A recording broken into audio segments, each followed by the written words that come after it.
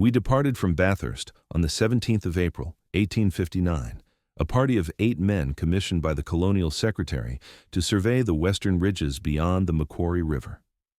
The autumn air carried the scent of eucalyptus and dry earth as our carts rumbled over hard-packed clay. I was employed as the expedition's clerk and record keeper, tasked with documenting our findings for the Crown's assessment of grazing potential in these unmapped territories. Captain Hargrove led our company, a man of few words who had served in India and bore the weathered countenance of one accustomed to harsh climates. By the third night, as we made camp beneath a canopy of ghost gums, I noticed the curious silence of the bush. No nightjars called, no possums rustled in the branches overhead, just the crack of our fire and the occasional murmur of conversation among the men. So before we continue, please make sure to leave a like and let us know where you're watching from. Thanks. The local guide, an Aboriginal man called Murrawang by the settlers, but who referred to himself as Kurong, watched the darkness beyond our firelight. His lean frame remained motionless, but his eyes never ceased their scanning of the shadows. When Thornton, our surveyor, asked about the silence, Kurong simply said, "This not good country for white men's sheep."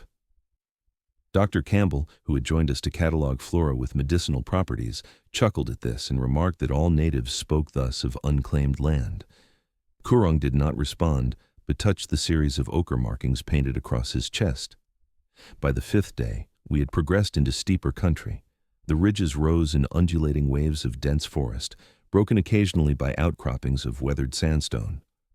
Our progress slowed as the horses struggled with the incline and the increasing density of undergrowth. The maps provided by the Colonial Office proved inadequate. Waterways appeared where none were marked, while expected streams had run dry or changed course. Captain Hargrove instructed me to make detailed corrections, a task I undertook with methodical precision, despite the jarring motion of the cart. Towards evening, we emerged into a broad clearing where the remnants of an abandoned settler's hut stood in disrepair. The roof had partially collapsed, and the timber walls showed signs of extensive weather damage, though no evidence of fire. Captain Hargrove ordered we make camp, as the site provided both flat ground and a natural windbreak formed by a semicircle of boulders at the clearing's edge. "How long abandoned?" asked Williams, our quartermaster, as he inspected the hut's remaining structure. "3 seasons, Kurong replied, though he made no move to approach the dwelling. "Macintosh family, they go quick." "Driven off by bushrangers?" Campbell inquired, already collecting samples of a pale fungus growing along the hut's base. Kurong shook his head. "Country took them." That night, I woke to the sound of something large moving through the underbrush at the forest's edge. The fire had burned low, casting just enough light to reveal Kurong sitting upright, eyes fixed on the darkness beyond the boulders. Captain Hargrove also watched, his service revolver resting on his knee. Neither man spoke. After several minutes, the sounds receded, but neither relaxed their vigilance until dawn broke with unexpected swiftness over the eastern ridge. In the morning light, Thornton discovered large impressions in the soft earth near the tree line, 5 of them in a rough semicircle, each the size of a dinner plate, but with no discernible pattern a known animal would leave. When Campbell suggested they might be wallaby resting spots, Kurong walked away without comment. Captain Hargrove ordered us to move out with unusual haste. Our journey continued northward through increasingly difficult terrain. The forest grew denser, with stringy bark eucalyptus giving way to thick stands of mountain ash and blackwood. The temperature dropped as we climbed, and mist frequently obscured our path until midday. I noted in my journal that bird calls, abundant in the lowlands, became sporadic and eventually ceased altogether as we ascended. When I mentioned this to Dr. Campbell, he suggested it was merely the change in elevation affecting avian habitation patterns. His explanation seemed reasonable, yet I observed he kept his shotgun closer at hand than his specimen case. On the 9th day, Williams discovered claw marks on a tree trunk beside our chosen campsite, 3 parallel grooves cut deep into the bark at a height of nearly 8 feet. They appeared fresh, the exposed wood still oozing sap. Thornton measured them with his pocket rule. Each groove was approximately 2 inches wide and extended downward for nearly a foot. "A large male koala could make such marks," Campbell offered, though his voice lacked conviction. "Not like this," Kurong said, placing his hand against the trunk for scale. The claw marks dwarfed his splayed fingers. This is Gurujung, Old One. What's a Gurujung? Asked Young, the expedition's most junior member, a lad of 19 employed as our general hand. Kurong looked at him for a long moment. You call Yahoo, Hairman. Nonsense, Campbell declared, but his face had paled slightly. Those are native superstitions, tales told to frighten children. Not for children, Kurong replied, for you. That night, rain fell in heavy sheets that transformed our campsite into a quagmire. The men huddled beneath oilskin tarps, sleep made impossible by the deluge and the mud that seemed to seep through every layer of clothing. Near midnight, the horses grew restless, straining at their tethers and rolling their eyes in the dim lantern light. Williams attempted to calm them, but their agitation only increased, until one, a steady mare that had shown no previous signs of nervousness, broke free and bolted into the darkness beyond our camp. Captain Hargrove ordered no pursuit until morning. The horse or its remains will be found by daylight, he stated with military pragmatism. No man leaves the perimeter tonight. When dawn arrived, the rain had reduced to a fine mist that hung between the trees like gauze. Young and Williams set out to retrieve the mare, following hoofprints in the muddy earth. They returned 2 hours later, Young's face ashen and Williams uncharacteristically silent. We found her, Williams finally reported to Captain Hargrove. What was left? The mare's carcass lay in a small gully approximately half a mile from our camp.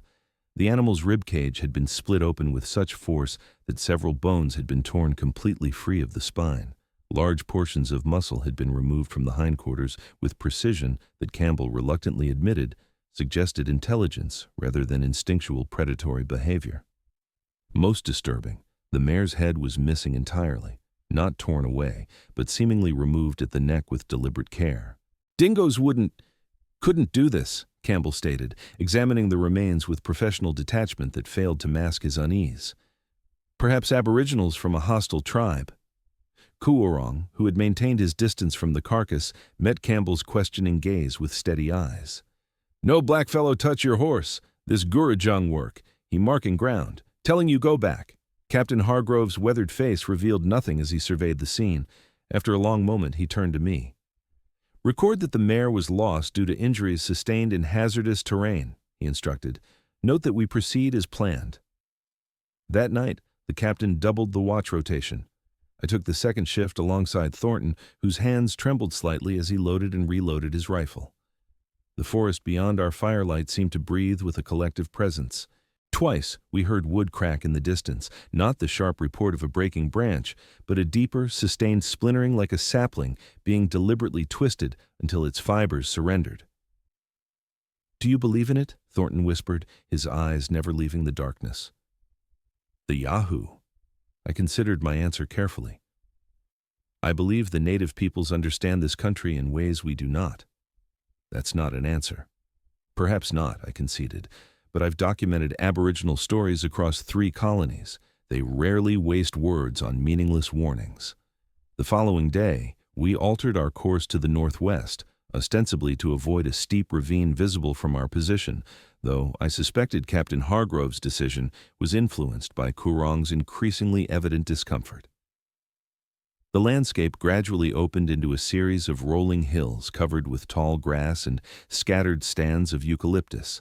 The absence of cover should have been reassuring, yet I found myself longing for the concealment the forest had provided. At least there, what watched us remained hidden. In the open hills, exposure felt mutual and somehow more threatening. We made camp early, utilizing a natural depression that offered some shelter from the wind that had risen with unexpected ferocity. As Thornton and I set up the survey equipment to document our position, I noticed unusual formations in the grass, approximately 200 yards from camp, areas where the tall stems had been pressed flat in circular patterns, each perhaps 12 feet in diameter. What do you make of that? I asked, gesturing toward the patterns. Thornton studied them through his theodolite. Wind damage, most likely, or perhaps wallabies bedding down. 6 identical circles in perfect alignment? He didn't answer but continued his calculations with focused intensity.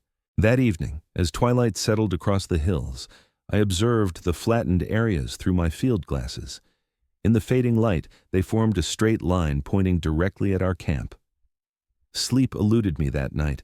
Even after surrendering my watch to Williams, I lay awake listening to the wind's mournful keening as it swept across the grass. Near dawn, the sound changed subtly, not in volume or direction, but in its fundamental character. What had been the random patterns of air currents became rhythmic, almost like breathing. Slow, deliberate inhalations followed by longer exhalations that made the canvas of our tent shudder. I wasn't alone in my wakefulness. Across the tent, Young sat upright, his blanket clutched to his chest. Our eyes met in silent acknowledgement of what neither of us wished to name. The breathing continued for perhaps 20 minutes, then ceased as suddenly as it had begun. In the silence that followed, I heard Captain Hargrove's voice outside, too low to discern his words. Kurong's response was clearer. Too close now. They smell us. They count us. Morning revealed no tracks, no disturbance beyond the flattened circles observed the previous day. Yet the men moved with heightened awareness, conversation reduced to terse exchanges of necessary information. Campbell no longer wandered from the group to collect specimens. Williams kept constant count of our remaining horses. Young's youthful face had acquired lines around his mouth and eyes that aged him considerably. Captain Hargrove maintained his stoic demeanor, though I noticed he consulted with Kurong more frequently, their hushed conversations ending whenever others approached. When the captain announced we would begin our return journey the following day, having collected sufficient survey data for the Colonial Office's purposes, no one questioned the decision. That afternoon, as we organized our supplies and secured equipment for the return journey, Young approached me with a piece of bark he'd discovered approximately 50 yards from camp. Pressed into its surface were marks that resembled written characters, not English or any European language I recognized, nor the pictographs used by some Aboriginal peoples. They consisted of straight lines intersected by curves that formed complex, symmetrical patterns. "What do you make of this?" he asked, his voice low. I examined the bark carefully. I couldn't say. Perhaps natural formations in the wood grain. "They're too regular," he insisted, "too deliberate, like something was leaving a message." I returned the bark without comment, but later observed Young showing it to Kurong, who studied it briefly, before casting it into the fire with a swift, decisive motion. The young man's protests died on his lips when Kurong gripped his wrist and spoke a single word I couldn't distinguish. That night, the wind died completely. The stillness felt oppressive, as though the air itself had thickened into a tangible presence that pressed against our skin. Even the horses seemed affected, standing motionless at their picket line, ears flicking occasionally but making no sound. I'd just begun my watch when the first scream shattered the silence, a high, piercing sound unlike anything produced by human vocal cords. It seemed to come from everywhere and nowhere simultaneously, reverberating across the hills. The horses panicked, pulling frantically at their tethers as the men emerged from their tents with weapons drawn. "What in God's name?" Campbell began, but his words were cut short by a second cry, closer this time and followed by a deep rumbling growl that seemed to originate from the ground beneath our feet. "Form a circle," Captain Hargrove ordered, his service revolver steady in his hand. "Back to back, facing outward. Kurong, where are they?" The guide stood apart, his body rigid. "Everywhere," he replied. "They've circled us." As if in confirmation, another cry rose from the opposite direction, answered immediately by two more from different positions around our camp. The sounds converged and multiplied until they merged into a continuous undulating wail that made rational thought nearly impossible.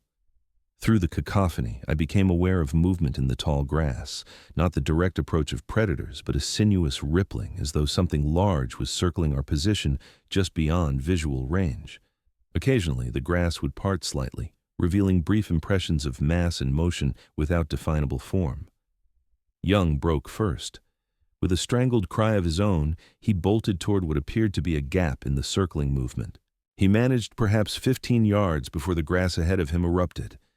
In the lamplight, I glimpsed something massive rising to its full height, a dark silhouette against the night sky, far taller than a man.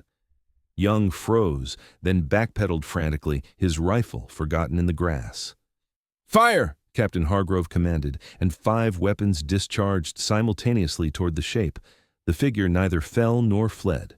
Instead, it emitted a low, guttural sound that might have been laughter. In the muzzle flash, I caught a glimpse of dense hair covering a powerfully built frame, arms that hung below what would be knee-height on a human, and a face that approximated human features arranged in proportions that triggered immediate revulsion. Then it was gone, dropping to all fours and vanishing into the grass with surprising speed for its size. Young stumbled back to our circle, incoherent with terror as the wailing around us intensified. "They're toying with us," Campbell whispered, his scientific detachment entirely abandoned. "Dear God, they're playing with us." "Not playing," Kurong corrected, his voice steady despite the fear evident in his eyes. "Testing, learning, deciding." For hours, the creatures continued their psychological assault. They never launched a direct attack but maintained their circular movement, occasionally revealing partial glimpses of themselves, a massive, hairy arm reaching upward, the silhouette of a misshapen head with eyes that reflected lamplight like burning coals, the impression of knuckles dragging through grass as something moved on all fours with unnatural speed. Just before dawn, as unexpectedly as it had begun, the siege ended. The wailing ceased, the movement in the grass stilled, and an oppressive silence descended once more. We maintained our defensive posture until the first light of day confirmed we were alone on the hillside. Only then did Captain Hargrove allow the men to lower their weapons. The evidence of our night visitors remained. The grass for yards around our camp had been flattened in circular patterns that spiraled inward, and several distinct tracks were visible in the softer earth near the horses. I documented these meticulously, measuring their dimensions and sketching their unusual configuration, similar to a human footprint, but nearly twice the size, with toes that seemed capable of gripping the earth. Campbell examined the tracks with clinical precision, despite his hands trembling. "These are not consistent with any known marsupial," he admitted quietly, "nor with any primate documented in scientific literature." "Gurujung," Kurong stated simply. "Yahoo, they let us go this time." We broke camp with military efficiency, abandoning non-essential equipment to increase our speed. No one questioned Captain Hargrove's decision to leave behind valuable survey instruments or Campbell's willingness to sacrifice specimen cases. Young remained virtually catatonic, requiring assistance to mount his horse. Williams tied him securely to the saddle. Our return journey followed a different route than our approach, keeping to open country where possible and making no camps in forested areas. Despite our precautions, we could not escape the sensation of being observed. Each night, sounds emanated from just beyond our perimeter, not the coordinated wailing of the hillside encounter, but deliberate noises that prevented sleep, wood knocking against wood in rhythmic patterns, rocks being struck together. Occasionally, what sounded like attempts to mimic human speech rendered grotesque by vocal structures unsuited to the task. On the 4th day of our retreat, we lost Williams. He had ventured approximately 30 yards from our lunch rest to answer nature's call, remaining within sight of the group but just within the edge of a stand of eucalyptus. His scream was cut short with such abruptness that several seconds passed before we registered what had occurred. By the time Captain Hargrove and I reached the spot, nothing remained but his dropped trousers and a single boot standing upright as though still containing a foot. The ground revealed the story, a violent struggle compressed into seconds, the earth torn by powerful movements, and a trail of disturbed undergrowth leading deeper into the woods. Of Williams himself, there was no sign beyond a few drops of blood on a nearby leaf. Captain Hargrove made the decision instantly. "We do not pursue. We do not attempt rescue." His voice betrayed no emotion, but the muscle twitching beneath his left eye spoke of tightly controlled fear. "We leave now. Maximum pace." No one argued. Even Campbell, who had initially insisted on scientific explanations for every occurrence, mounted without protest. We rode until the horses nearly collapsed, making camp only when continuing would have killed the animals. That night, Kurong performed a ritual I had not previously observed, marking each of us with ochre symbols across our foreheads, then creating a perimeter of small stones arranged in specific patterns around our position. "Will it protect us?" I asked as he completed his work. He met my gaze directly. Maybe, if they respect old ways, if they remember agreements. What agreements? First, people made boundaries, places for men, places for others. Your kind broke them. He gestured to the surrounding landscape. Now, boundaries broken. They test new ones. We rode for 3 more days without incident, though the nights brought the now familiar sounds of observation and mimicry. On the afternoon of the 8th day since our hillside encounter, we crested a rise and saw smoke from the chimneys of Bathurst in the distance. The relief among the men was palpable, yet tempered by the knowledge that what followed remained just beyond sight. Upon our return, Captain Hargrove reported Williams's death as an accident, a fall from a cliff during survey operations. Young was committed to the care of his family, his mind seemingly unable to reconcile what he had witnessed. Campbell resumed his medical practice, but abandoned field research entirely. Thornton submitted our incomplete survey data to the Colonial Office with a recommendation that the Western Ridges be deemed unsuitable for settlement due to hazardous terrain and limited agricultural potential. I completed my official record with the details Captain Hargrove dictated, omitting any mention of our true experiences. But in a private journal, I documented everything: the tracks, the sounds, the glimpses of creatures that should not exist according to established natural philosophy.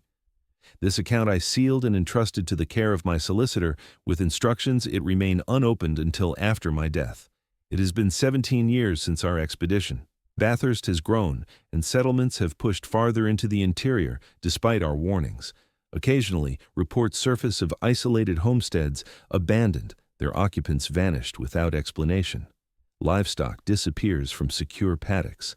Children playing at forest edges speak of tall figures watching from among the trees. The Colonial Office dismisses such accounts as native superstition or the work of bushrangers. Science has no category for what we encountered, but I know the truth that lies beyond the boundaries of civilization. I know what watches and waits as we continue our presumptuous expansion into territories never meant for human habitation. Last month, a package arrived at my Sydney residence. It contained a piece of bark with familiar markings pressed into its surface, the same symmetrical patterns Young had discovered 17 years earlier. No sender was identified, no message accompanied it. That night, I heard knocking at my window, 3 distinct taps, a pause, then 2 more. A pattern, a message, a reminder. They have not forgotten us, and they are closer now than ever before.